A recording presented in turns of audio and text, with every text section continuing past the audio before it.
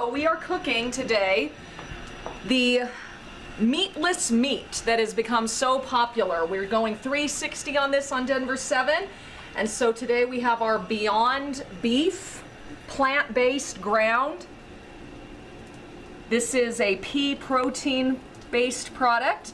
We're comparing that with organic, 100% grass-fed ground beef, the real thing, nice and lean. Micah Smith is going to be my first victim here. Lucky me. Yeah. Micah, I will warn you, I'm not a great cook even when it's real meat. Okay. So, thank you for the warning. but I have made some little sample burgers. Okay. We'll give you a real meat and a Beyond meat. So this is real meat. Which one do you think is which? I think this is real meat and this is Beyond meat. Okay. Is that You're right? You're right, yeah. Okay. And if you want to put a little ketchup I and have to mustard, put a feel little free. ketchup. I might be judged for this, but No, I would definitely. I love ketchup. I'm going to make Dom 2 little sliders here as well. Okay. And Okay, let me try the real meat first. there's more plates over there, Dom. Would you, or no, did I grab them all? Is it Oh, I beef have. red? Sorry. Okay. Yeah, you. Real meat, good as always. It's a medium rare. Mm-mm. Is it rare? Just eat the burger. Okay. I'm going in for the Beyond meat. Really? Oh wait, you're gonna go in? I'm going now. Okay.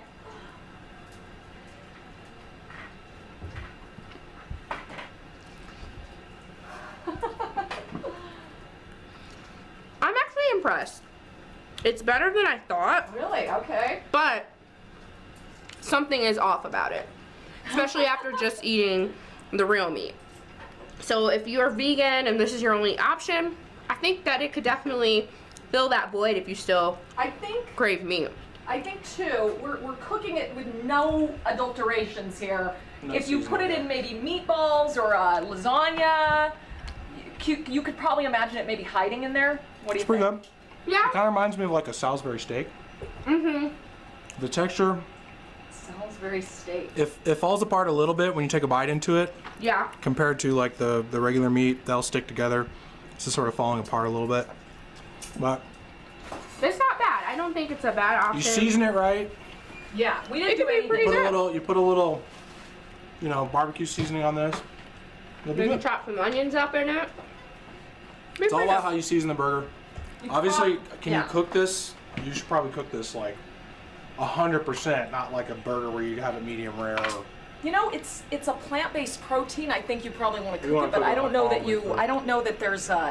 It not- cooked really quickly. it's not like you're gonna have say. a medium rare plant-based burger, right? I don't think that sounds. Good question. You have to ask a real chef. Now. But not bad. Where do you buy it? This is at Whole Foods. Was where I got it. Safeway, other grocery stores. So really, any grocery store now has the Beyond Meat. Now, Impossible Foods is the one you're seeing in a lot of restaurants. You see the Impossible Bowl at Qdoba or the Impossible Taco at Del Taco. You've seen the Impossible Whopper, which is not in Colorado yet, but it's coming here soon at Burger King.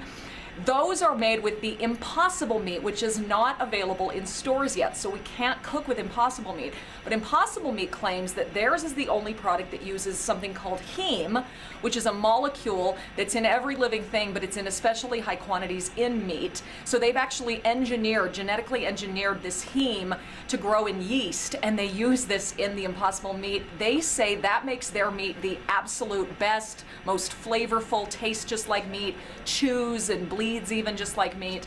So that's what they say, and they have told me that when their product comes out in stores later this year, you'll even be able to grill it. The Beyond Beef recommends that you cook it on a pan on the stovetop here, but you can also make it into meatballs and crumble it into things like lasagnas or pasta sauces. So they're saying that they're really making these products that cook more like meat, that you can use more like meat, as opposed to some of the old soy patties or Morningstar or Boca burgers that we've long had as veggie burger options here. So that's the other thing I think would be interesting to compare, is just how this compares to maybe one of those veggie burgers. I think that the most, Yeah. now that I'm eating this more, I'm on my last bite here, I think what's throwing me off too is the texture. Texture. The yes. texture, it's similar, but it's just enough off Yeah. to make you think, oh, what am I eating? Yeah. Kind of falls So, apart. yeah, the texture as you're chewing it is a little bit different. Now, do you have to mold the patties yourself, or do you put in the? I mean, are you like this physically? one, is you this, know, I don't know if they can sell take a it look in at this real quick here with pre-formed the actual- patties, but this one, no, it came just like, I mean, it really came. You have to mold it into a patty, though. Yes, This is the, and these two in the store were, I walked into Whole Foods, they were both right there in the meat section, so I just grabbed this, I grabbed the ground beef. this is in the meat section next to. Next the to meat, that, straight up. so don't be confused, yeah. And this is more expensive. That pound of Beyond Beef that I bought at Whole Foods cost me $9.99. The pound of the organic ground beef cost me $6.99. And that's a pretty good quality beef as well. That was 100% grass-fed organic, Nature's Ranch Farm. So that was kind of a high quality one, and it's still cheaper than the Beyond Meat product. Get some other people up here. We Yeah, gotta we'll get get some more people to somebody. try it. Have you tried this product? We're going 360 way in. If you have tried Beyond Meat or Impossible Meat, we want to hear from you what you think about it. If you're a vegan or vegetarian, do you like this product, or would you rather just stick with the plants and vegetables? One concern I've heard from people is there's a lot of stuff in these products. The ingredients list on the Beyond Beef is quite long, mostly pea protein based, while the Impossible Burger is a soy and potato protein based product with that additional heme element to it as well. But what we're seeing is some backlash against just this being seen as more processed foods as opposed to just beef. However, of course, if you ask Impossible Foods or Beyond Beef, they'll tell you that beef from cows is not a sustainable future for us, and this is the way that we will all need to eat someday. So we're really asking you the question, will you give up meat if you're a carnivore and go for this Impossible Meat or Beyond Meat instead?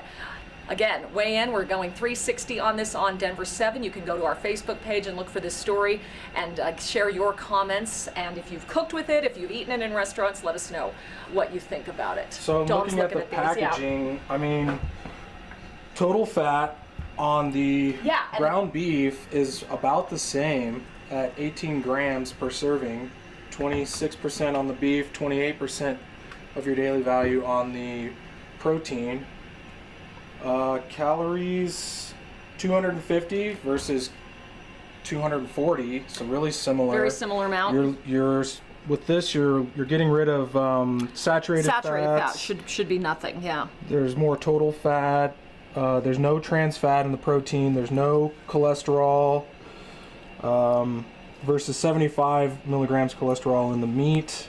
Sodium, 65 milligram. I mean, they're comparable in a lot of ways, but obviously this has a lot more dietary fiber and actually has vitamins. Good, great. What about sodium? Did you Good say? source of iron. More sodium in the Is it? in the Beyond. Yeah, there's a lot more sodium. a lot in more the- sodium in the Beyond Beef.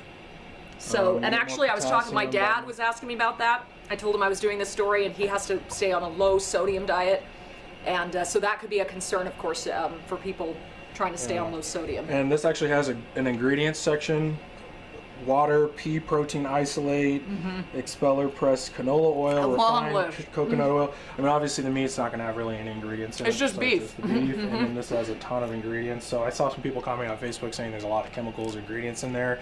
Make sure if you really like to check the nutrition facts, to get and look into that, because you're going to want to see what's in some of these products, because And it's a lot more than what. Impossible Meat told me theirs is about a 20% fewer calorie difference, and we saw Yeah, that here. yeah. There's not a huge calorie difference. Okay, I just tried the Beyond Beef for the first time. I like it. I gotta say, I kind of like it. There's something, I like the texture. There's Not bad. more to it in a way. So I could totally see eating this as, and I liked the Impossible Meat too. I had an Impossible bowl at Qdoba. I would not have known that it wasn't real ground beef in that bowl. And I don't know what else they're putting in it in the restaurants. Obviously, like we said, they're seasoning it more and putting other items in there. But okay, just as a plain.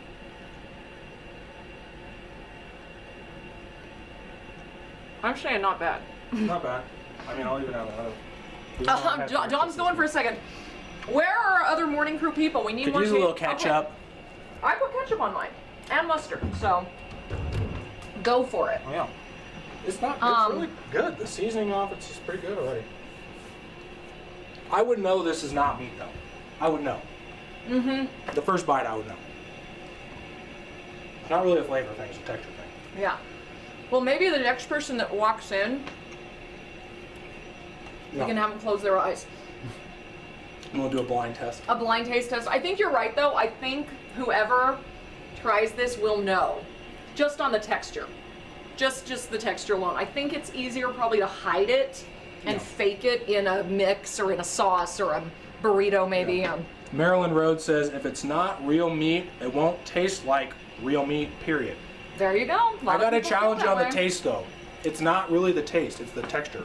Yeah. The taste is good. It's if you have this in a breakfast burrito or something, a straight up burger, yeah, you're gonna notice, but the taste isn't exactly what gives it away. Well, I appreciate the comments there. I see one thing I thought was interesting as we approach this 360 is I thought that some vegans would say, well, I don't really want a bloody, meaty burger type of thing. And that was actually false. I realized when I talked to vegans, they miss meat.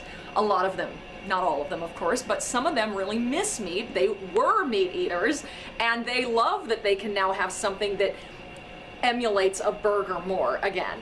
And they like the other products, the fake eggs and cheeses and things that they can do with food now that don't use animal products. So a lot of people, of course, are switching away from meat because they believe that it's not sustainable for the environment. They believe their health may be improved if they go more plant-based.